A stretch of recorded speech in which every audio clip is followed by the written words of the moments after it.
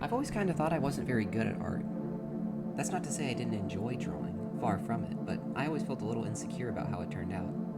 I would have these awesome, cool ideas in my head, and when I put it to paper, it would look laughably bad. When I was younger, I'd usually just take that as a sign I wasn't an artist. But I've since realized it does come with practice, like all things. I am going to admit, though, of all the skills required of me to make my game A Trip to the Mall at Night, art was definitely my weakest at the start. I knew I had some limitations in how I could represent things. Realism wasn't an option, really. But thankfully, my game is pretty surreal conceptually. The vision I had in my mind was also quite surreal, using very limited colors, so I decided to go all in on an aesthetic inspired by chalkboards and neon. Hi there, I'm PulseTower, and for the past 4 years I've been developing a strange horror-ish RPG called A Trip to the Mall at Night. It's a game about robots, mages, and the end of the world, and it's coming out this Halloween. This is the second episode of my solo dev survival guide series, a series about the development of the game and some tips and tricks I learned along the way that you might be able to use in your own game development. Tonight we're going to be focusing on creating the art for the game. I knew I wanted to have a very trippy art style, but it definitely took me a while for my art to come to its own. Anyway, I hope you're interested, and once again, please wish list A Trip to the Mall at Night on Steam. I think chalkboards are kind of fascinating, because unlike drawing on paper or digitally, the background is black. I had one in my childhood bedroom along with some glow-in-the-dark chalk, so every once in a while, while trying to sleep, I'd look over and see the strange fuzzy shapes of the things I had drawn earlier that day. Everything on a chalkboard exists surrounded by darkness, and I think that fits very well with the sunless world of A Trip to the Mall at Night. In an attempt to replicate the look of that fuzzy glow in the dark chalk, I tried to stylize the art of the game in a very sketchy and rough manner. This did not look good. Before creating the sprites for the characters of the game, I drew the talk sprites for them on my phone, and the combination of my lack of artistic skill, my attempt to use true monochrome, and this attempt at stylization ended up at creating art that just looked kind of like shit, honestly. I don't think bad art comes from a lack of realism or anything like that, but there's surrealism and then there's not being able to tell what the hell anything is. I made the same mistake with the initial pixel art. In an attempt to replicate the hurried sketching of the talk sprites, there was an abundance of double pixels that looked just terrible. Thankfully, I did all of this at a very early stage in development. Like, the earliest I possibly could. The earliest build I have of A Trip to the Mall at Night is from 2022, and it's kind of crazy looking back on it, seeing just how much has changed. And as awful as it looks, I'm still glad I have it, and I'm not really embarrassed of it. My strategy to improve at pixel art wasn't to spend hours on the same piece drawing it over and over until I was satisfied with it. Instead, I just kept going. I made all of the art for the game when I needed it over the course of development, instead of making it all first and then slotting it in where it needed to be. Whenever I needed a new character or texture, or a random bespoke object, I opened up my pixel art software, made a version of it, and then kept going. The same was true for building the maps themselves. I didn't exactly have all the skills to design unique, interesting rooms and environments to look at first. A lot of them lacked detail, but I knew I could just come back and fix it later. Recently, well, relatively recently at least, there was a trendy image of a circle going around with the phrase, "Make it exist first, you can make it good later." And I do think this sums up my exact process perfectly. Survival tip number 27. Do your best at first, and then come back and make it better. There's also a common game design saying that you should design your first level last, and your last level first. Now for a first-time game developer, this isn't the best advice, because if you design your last level first, then that last level is probably going to suck ass unless you go back and fix it later. Then you'd still be designing your last level last. What I think the saying actually means is that after you've designed your whole game, you should go back and remake the first level with all the knowledge you've gained over the course of development. And that's exactly what I did. The first area you explore in the game is this little convenience store that acts as a sort of combat tutorial, and it improved drastically after I had returned from my journey of deciding the rest of the game. But the area that saw the most improvement was the actual first level, this haunted forest that you explore on your way to the titular mall. It went from some squares with a couple of trees in them to this place that actually feels like a forest. Now admittedly, I did go back and fix most of the early game areas, and some mid and late game ones too, to make everything feel more immersive. The mall's first floor shopping center got a bunch more stores in addition to getting its own unique neon glow. The sewer's dungeon went from a bunch of mazes to an actual sewer complete with a roach city and a rat restaurant. If you go back and clean things up after you've already made them, even if you think they're already good enough, it'll kind of turn the first part of development into the training arc to make the true version of your game. I should probably talk a little bit about the engine I used to make A Trip to the Mall at Night. You see, my top 5 favorite games, in no particular order, are Deltarune, Fear and Hunger 2, Hylix, One Shot, and Space Funeral. One thing all of those, save for Deltarune, have in common is that they were made in the RPG Maker engine. In part due to my desire to follow in the footsteps of my favorite developers, but mostly due to my lack of coding experience, I chose, perhaps foolishly, to make my game in RPG Maker. Perhaps the worst game engine known to man. Other than maybe Click Team Fusion. Credit where it's due, the map editor and scene editors are both pretty handy, I think. But it's nothing special. Still, creating worlds and stories inside of RPG Maker feels very natural. But if you want to make something that actually feels unique and special, you're going to have to do a lot of research and extra tweaking. Much more than you would have to do in literally any other game engine. I think if I had used Godot, the development of A Trip to the Mall at Night would have been significantly more painless. By the time I came to that realization, I was already like halfway through the development, and it was already too late to scrap everything and start over in a new engine. I've seen so many indie projects fail for that exact reason, and I didn't want to join the graveyard of games I had been excited for that got canceled because they switched engines. So if you're currently in RPG Maker hell right now too, and you're too far in to turn around, Godspeed to you, because this shit sucks. Survival tip number 2 is never use RPG Maker ever. Don't let it tempt you. Now this isn't to say that a good game can't be made in RPG Maker. I mean, all my favorite games were, and I made A Trip to the Mall at Night in RPG Maker, and it's exactly what I hoped it would be. It's just really hard to do. I think I've pretty much mastered RPG Maker, which feels good after all this time. Like taming a mad beast. Even still, any future projects I make will be done in Godot. Doing anything cool in RPG Maker is, let's say, very esoteric. A great example of this esotericism is the battle animations. One of my biggest inspirations in game development is surprisingly not Earthbound. I mean, I like Earthbound, don't get me wrong, but I think enough people have made Earthbound again that there's not much else I could contribute. I mean, obviously I put jokes in my game, but that's more inspired by, like, SpongeBob, or, like, Airplane, you know? The biggest video game inspiration on my game is the Megami Tensei series, specifically the first 2 Persona games. I love those games for their apocalyptic vibes, use of cryptids and folkloric spirits, and philosophical discussions about nihilism and hope, in addition to their awesome gameplay. We'll talk more about Megaton in a future video, but for now I want to focus on the battle system in Persona 2. Obviously, it's not the only game to ever do this, but the specific way that Persona 2 has animated characters on the screen during the battles is really cool to me, so I'm going to try doing something like that. Unfortunately, RPG Maker is not built for this, at least the one I use. The way that battles are represented in RPG Maker are through first-person fights with static images of the enemies, like SMT2 or Earthbound, but a lot less cool looking.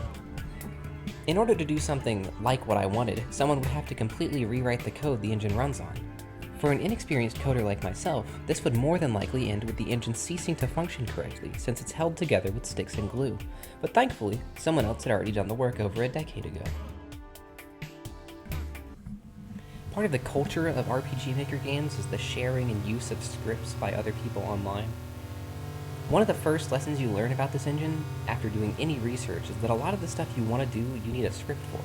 Thankfully, since the engine has been around for like 15 years, there are countless forum posts, and very frequently they are resolved with someone linking to a script that someone, or they themselves, made that solves the exact problem that the OP is having. A lot of these scripts are open source, likely because everyone who works in RPG Maker is kind of trauma bonded together. We're all going through hell together, so users help each other out when they can. The version of RPG Maker I used has been superseded by several newer versions as well, so a lot of the creators of these scripts have moved on to those newer engines or better game engines altogether. Or they're just like living their lives, you know? Anyway, I found a script that allowed for my vision to be possible and began the arduous process of animating every single character and enemy that you could possibly encounter in combat. I didn't really want to do the classic RPG trope of having a different color copy of the same enemy either. Every single one of these guys is unique, except for, well, you'll see. The problem is, up until this point, I happen to be also using the worst pixel art program known to man. Welcome to Pixel Former. I think this thing is actually supposed to be a Photoshop substitute, like a worse GIMP. And GIMP already is kind of bad. Sorry GIMP fans in the audience. I was using this program because when I was like 12, I downloaded it to try and do pixel art and thought, oh, this one has pixel in the name. And it was free, so I just never upgraded. There are no keyboard shortcuts and very few quality of life features, and the layering is also dubious at best. It just feels very cumbersome to use, so I'm very glad that I spent 1,000 or more hours making graphics in it. The straw that finally broke the camel's back was that animating this software is a nightmare. You would have to manually edit the sprite sheet like it's a zoetrope or something. If only the greatest pixel art program known to man was like $20 and extremely easy to learn. Oh wait, survival tip number 7 is use Aseprite for pixel art. Welcome to Aseprite, the program that I spent the last year or so working on the graphics in. To say it's an upgrade would be an understatement. I have this awful habit of doing something once and just never upgrading it because I thought it would cost money or just because I don't feel like it. I've been wearing the same shoes that are uncomfortable and falling apart for like 3 years, and I'll wear socks with holes in them and use frayed aux cords just because I don't feel like driving to the store to buy new ones for like 10 bucks. Aseprite has given me irrefutable proof that the grass might actually be greener when you care about your quality of life even a little bit. It's so good. You can animate so easily. I had never animated a thing in my life, but after maybe 100 to 200 hours, I got the hang of it because of how easy to use Aseprite is. You can see the border of where your animation is so it won't get cut off, and you can animate on multiple layers at once and merge them down, and you can press buttons to change what brush or tool you're using. I did all the art with a mouse, and it felt natural using Aseprite. It didn't feel like I was, like, fighting against a devil. My biggest pixel art tip is to treat yourself like a human being and spend $20 to get Aseprite. Start out using a limited art style, maybe something monochromatic or just flatly shaded, then over time as you get the hang of the program and pixel art in general, you'll naturally start to experiment more, and eventually it'll become second nature. Also, I'm going to steal a line from Dale Cooper here, but to help with the monotony of doing pixel art, I think you should get yourself a present every single day. Just something little. Do something that makes you feel happy at least once between the madness of working. Pixel art is hard and very time-consuming, and pixel animation especially so. I would spend pretty much all my time that wasn't spent in class doing it, and whenever there was an online meeting for class, I was doing it on a second monitor. It takes forever. So I needed something to keep myself sane. And what got me through it was every day at lunch I would have a turkey sandwich on white bread with mayonnaise and mustard with a side of something sweet. I often got so focused on working that I forget to eat. So having this consistency really helps me. That was the present I gave myself every day. That turkey sandwich was what held me together through hours of making sure that the fluttering of a cape or the smear of a punch looked just right. You don't have to do exactly the same thing, but I think it helps to have something you can do every day to keep you sane. Character design is a really fun part of making a game. Maybe the most fun. Well, it's definitely up there at least. Almost all the characters in my game are non-human creatures. In fact, there's only 3 regular human characters in the game, so this allowed me to go nuts when making any kind of character I wanted. I'm just going to talk about some of my favorites for a bit. See, I've always loved robots and cyborgs. Characters with cool robot arms. The first movie I ever remember seeing was The Machine Girl in 2008. It's about a girl who has a gun for an arm who kills a bunch of people in extremely gory ways to get revenge for her brother. It's awesome. It's probably partially responsible for the way that I turned out as a human being.